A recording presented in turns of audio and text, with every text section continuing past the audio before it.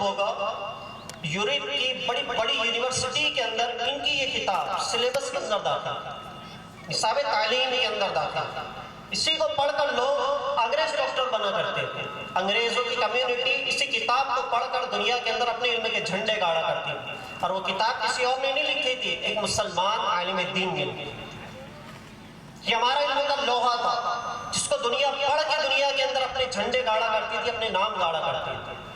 اب یہ عالم ہو چکا ہے، 17ویں صدی تک ان کی کتاب پڑھائی جاتی تھی، آج ہمارا نام و نشان مٹ چکا ہے، آج ہمارے تذکرے نہیں ہوتے ہیں۔ یہ چیزیں دنیا کو ہم نے عطا کی، یہ چیزیں دنیا کو ہم نے دی ہیں، اور ہمارا یہ معاملہ ہے کہ آج ان چیزوں کے ذریعے سے، وہ پلیٹ فارم کے ذریعے سے آج ہمارا صفایا ہو چکا ہے۔ ایک اور نام بہت بڑا ہے میڈیکل فیلڈ کے اندر۔ ایک زمانے میں یہ ہوا کہ ایک بادشاہ بہت زیادہ بیمار ہو گیا، اب بڑے بڑے طبیب آتے تھے بادشاہ کا علاج کرنے کے لیے۔ بادشاہ کو کون سا مرض تھا کوئی نہیں جانتا تھا، بڑے بڑے طبیب، بڑے بڑے ڈاکٹرز آتے گئے، آنے کے بعد میں یہ ہوا کہ ڈاکٹر اس کا علاج کیا کرتے تھے، لیکن بادشاہ کی بیماری کے اندر کسی قسم کا کوئی افاقہ نہیں ہوتا تھا، بادشاہ کی بیماری میں کسی طرح کا کوئی ریلیف نہیں ملتا تھا، بڑے بڑے ڈاکٹر، بڑے بڑے طبیب عاجز آ چکے تھے۔ اچانک یہ ہوا کہ بادشاہ نے ایک اعلان کیا، دربار سے اعلان ہوا، بادشاہ اعلان یہ ہوا کہ جو کوئی بادشاہ کی بیماری کو ٹھیک کر دے گا بادشاہ اسے منہ مانگا انعام دے گا۔ لیکن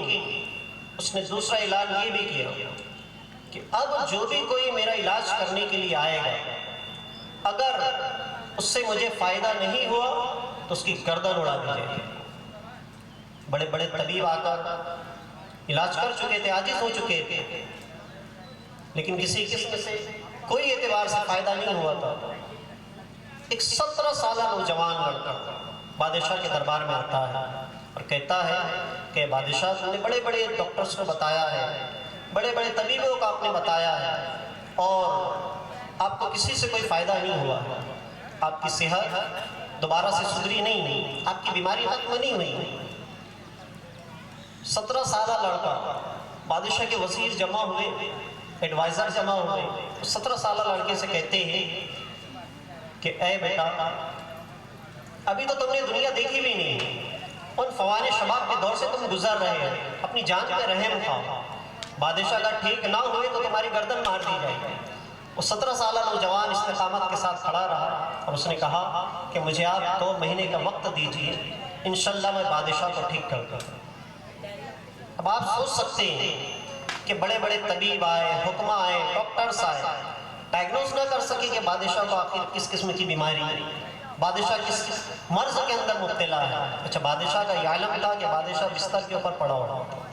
نہ ہاتھوں میں حرکت تھی، نہ پیروں میں حرکت تھی، نہ جسم کا کوئی حصہ ہلا سکتا تھا، صرف اس کی زبان چلا کرتی تھی۔ ہوتا نہیں ہمارے گھر